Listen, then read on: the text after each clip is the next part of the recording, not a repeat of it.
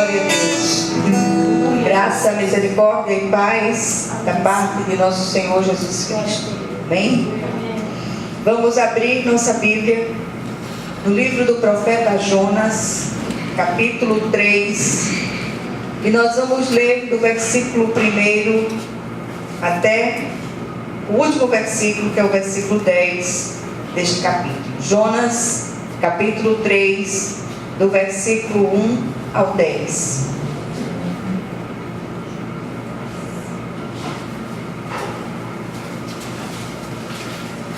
Nós estamos nesses dias trazendo uma série de meditações na profecia de Jonas, e eu creio que Deus há de falar de modo especial aos nossos corações. Jonas capítulo 3, a partir do versículo 1, diz assim a palavra do Senhor. Veio a palavra do Senhor segunda vez a Jonas, dizendo: Dispõe-te, vai à grande cidade de Nínive e proclama contra ela a mensagem que eu te digo. Levantou-se, pois, Jonas e foi a Nínive, segundo a palavra do Senhor. Ora, Nínive era cidade muito importante diante de Deus e de 3 dias para percorrê-la. Começou Jonas a percorrer a cidade, caminho de 1 dia, e pregava e dizia: ainda 40 dias e Nínive será subvertida. Os ninivitas creram em Deus, proclamaram um jejum e vestiram-se de panos de saco, desde o maior até o menor. Chegou esta notícia ao rei de Nínive. Ele levantou-se do seu trono, tirou de si as vestes reais, cobriu-se de pano de saco e assentou-se sobre cinza. E fez-se proclamar e divulgar em Nínive, por mandado do rei e seus grandes: nem homens, nem animais, nem bois, nem ovelhas provem coisa alguma, nem os levem ao pasto, nem bebam água, mas sejam cobertos de pano de saco, tanto os homens como os animais, e clamarão fortemente a Deus, e se converterão cada um do seu mau caminho e da violência que há nas suas mãos. Quem sabe se voltará a Deus e se arrependerá e se apartará do furor de sua ira, de sorte que não pereçamos. Viu Deus o que fizeram, como se converteram do seu mau caminho, e Deus se arrependeu do mal que tinha dito lhes faria e não o fez. Amém? Amém. Vamos orar. Senhor, nosso Deus e nosso Pai, nós queremos louvar e bendizer o teu santo nome. Rogamos a ti que pelas misericórdias vivas de Jesus o Senhor venha falar ao seu povo neste lugar, que o Senhor venha tocar corações, que o Senhor venha tirar o seu povo daquela mornidão espiritual, que o teu povo neste lugar, Senhor, venha te buscar em espírito e em verdade, e que possa vir à tua casa cultuar a ti de uma maneira responsável, em nome de Jesus. Faz assim, Senhor, e fala o nosso coração no dia de hoje, em nome de Jesus Cristo. Amém. Amém. O texto que a gente vai meditar hoje à noite, ele traz uma lição preciosa de misericórdia e compaixão de Deus. O profeta arrependido, o profeta Jonas, depois de sair das profundezas do mar, do ventre de um grande peixe, ele recobra o juízo e volta ao caminho e ao centro da vontade soberana de Deus. Meio de má vontade, ele vai à cidade de Nínive. A gente já falou isso outras vezes.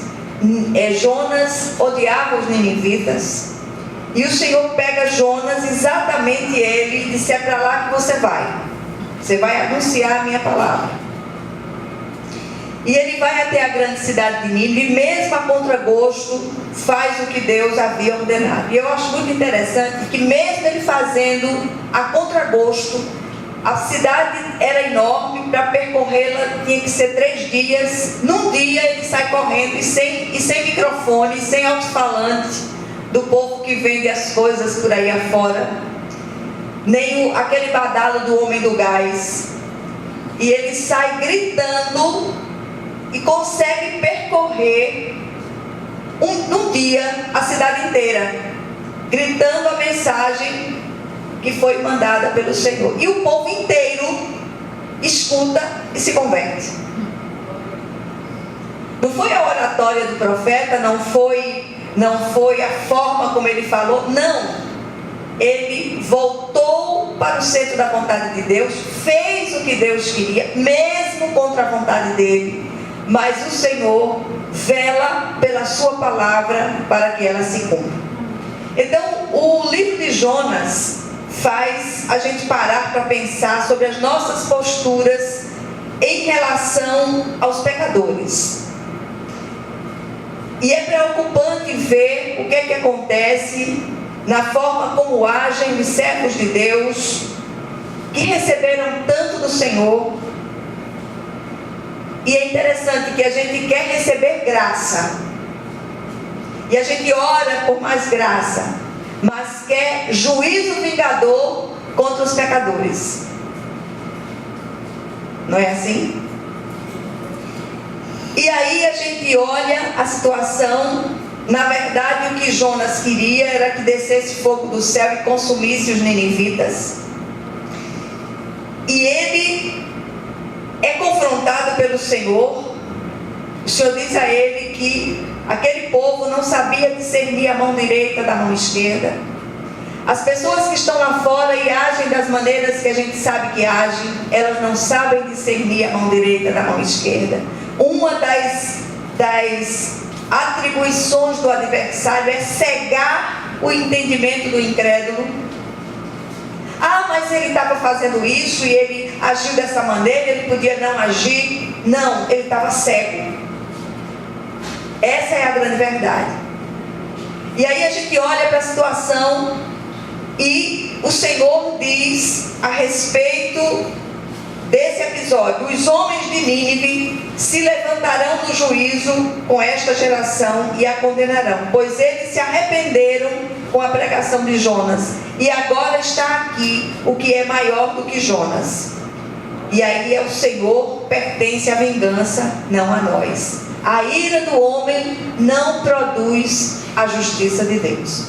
Malta conta uma história de um parente dele lá em Águas Belas, e que passavam as pessoas nas procissões na porta, e ele ficava gritando: vai tudo para o inferno, né? Misericórdia, cadê a misericórdia? Cadê a graça de Deus com a qual nós fomos abençoados? Aqueles que andam após outros deuses estão com seus olhos cegos. E a gente precisa orar para que os olhos vejam, como o Senhor fez com o moço de Eliseu. Eliseu fez uma oração: Senhor, que os olhos dele vejam. E os olhos espirituais daquele moço foram abertos, e ele olha para a campina e vê carros e cavalos de fogo num número superior do que o exército do rei da Síria que vinha contra o profeta. E a gente está tão acostumado às coisas concretas, o aqui e o agora, e a gente esquece de buscar de Deus discernimento e visões espirituais. E aqui a gente tem algumas lições preciosas a aprender com este pequeno livro. Primeira, Deus espera que recobremos a consciência, cumpramos as suas ordens, apesar de nós. Quando Deus dá uma ordem de Deus não se discute, se cumpre. E a gente ouve tantas argumentações com relação a isso. Eu vou falar, mas eles não vão entender, eles não vão se converter. Não é da sua conta. O Senhor mandou você falar, o Senhor mandou você pregar, o Senhor mandou você testemunhar. Como tem sido o seu testemunho para os ninivitas que estão à sua volta? Olha que coisa interessante. A segunda lição aqui é que a palavra do Senhor cumpre o propósito para o qual ela foi designada. Não tem jeito. Repare que mesmo apesar da má vontade de Jonas, a pregação foi o que poderíamos dizer que foi um sucesso. Todos se arrependeram do maior ao menor e mudaram a rota da vida. Embora a gente saiba que 150 anos depois, outro profeta entrou, e aquela geração, 150 anos depois, agiu da mesma maneira que estava agindo aquela do passado, mas aquela do passado se converteu. Houve uma mudança real, do maior ao menor.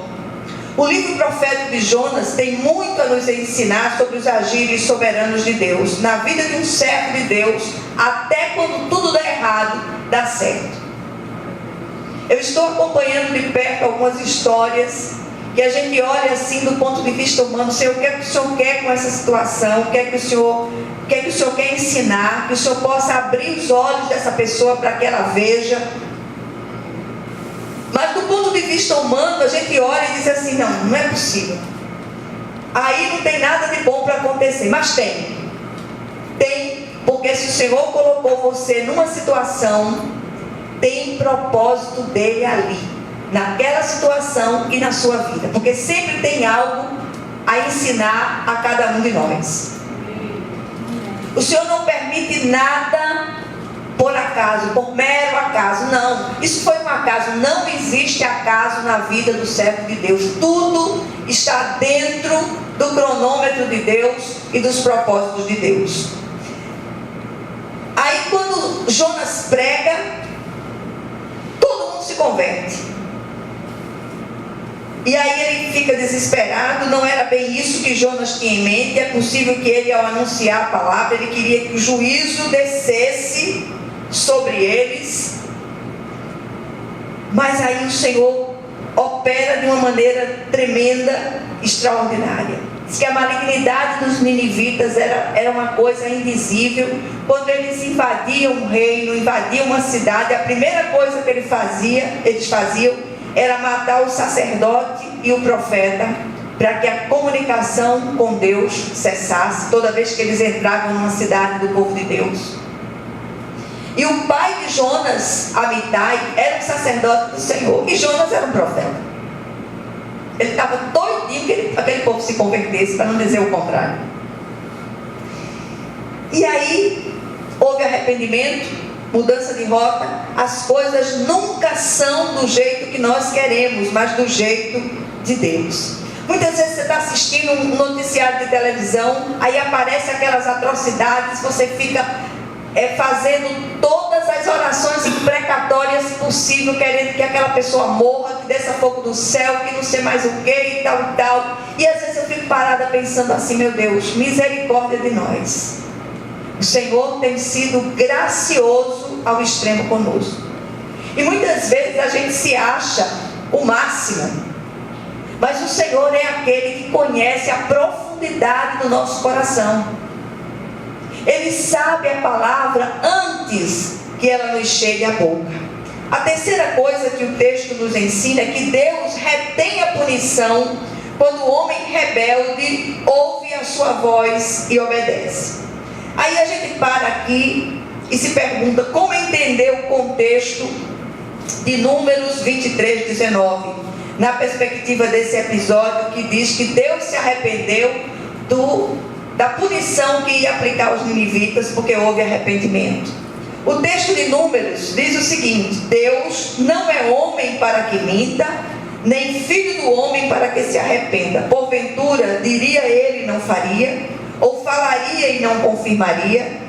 Aí a gente pergunta, afinal, Deus se arrepende ou não se arrepende? A resposta é sim e não. O arrependimento de Deus diz respeito a reter a punição decretada caso o homem rebelde ouça a sua voz e mude a conduta obstinada e contumaz. Foi o que aconteceu com os ninivitas. Contudo, o Senhor não se arrepende de suas ordenanças, de suas leis, mandamentos e decretos, como também de suas promessas feitas aos seus. Amém? Amém. Então, o que é que a gente aprende aqui nessa breve meditação, nesse livro tão cheio de graça como é o livro do profeta Jonas? Para a gente entender graça, a gente precisa olhar para situações onde não há mérito humano nenhum. E graça é isso, é favor imerecido de Deus. Foi isso que nós recebemos. Nós merecíamos o fogo do inferno, mas o Senhor foi lá e nos resgatou do mau procedimento, e nos regenerou pela palavra do seu poder. Então a primeira coisa que nós aprendemos é que tudo que temos a fazer é ouvir e obedecer a sua voz, o mais Ele fará. Quem somos nós para discutirmos com o Senhor? Ordem de Deus, escolha de Deus é inegociável. Eu me lembro que quando o Senhor me chamou para o ministério, eu vindo de uma raiz presbiteriana muito forte, onde o ministério pastoral de mulher não é aceito de modo nenhum. Aí o Senhor usa um pastor presbiteriano para me dizer isso. Você tem chamado, a senhora tem chamado ministerial, a senhora tem chamado pastoral. E eu não dei importância àquela voz do pastor. E um dia ele ficou bravo e disse: a senhora está pensando que eu estou brincando? Deus tem chamado pastoral para a senhora. Eu passei 9 meses, foi uma gestação para poder aceitar e admitir aquilo ali. Mas olha, não foi brincadeira. Aquilo que eu vivi, que passei, eu perdi noites de sono. O Senhor usou pessoas de todas as formas, pessoas que passavam na rua, pessoas que entravam aqui, pessoas que vinham, pessoas que não me conheciam. O Senhor sabia do meu coração e precisou trazer tantas confirmações daquele chamado. Mas enquanto eu não cedi, enquanto eu não fiz aquilo que o Senhor queria, misericórdia de mim, foram dias terríveis. Segunda coisa, por que os ninivitas sendo tão malignos? Por que não os ninivitas? Onde abundou o pecado, superabundou a graça. Ninivitas arrependidos, condenação suspensa, graça derramada. Terceiro lugar, sejamos graciosos com os ninivitas à nossa volta. Depois de Jonas se irá mais uma vez, por causa da misericórdia de Deus derramada sobre os ninivitas, ele vai se refugiar fora da cidade, amuado, debaixo de um abrigo feito por ele mesmo, e Deus, em sua graça, faz nascer um arbusto para lhe dar sombra. Em Jonas 4:5 diz o seguinte: ele ficou ali para ver o que aconteceria à cidade. O profeta se alegrou muito por causa da planta. Contudo, o Senhor enviou um verme, que devorou a planta e esta secou. Jonas muito se indignou e desejou para si a morte. O livro termina em aberto com uma pergunta que ecoa até nossos dias. Mas o Senhor lhe disse: você tem pena dessa planta, embora não a tenha podado, nem a tenha feito crescer? Ela nasceu numa noite morreu. Contudo, Nínive tem mais de 120.000 pessoas que não sabem nem distinguir a mão direita da mão esquerda, além de muitos rebanhos. Não deveria eu ter pena dessa grande cidade? Então você já parou para pensar como você responderia a Deus essa pergunta?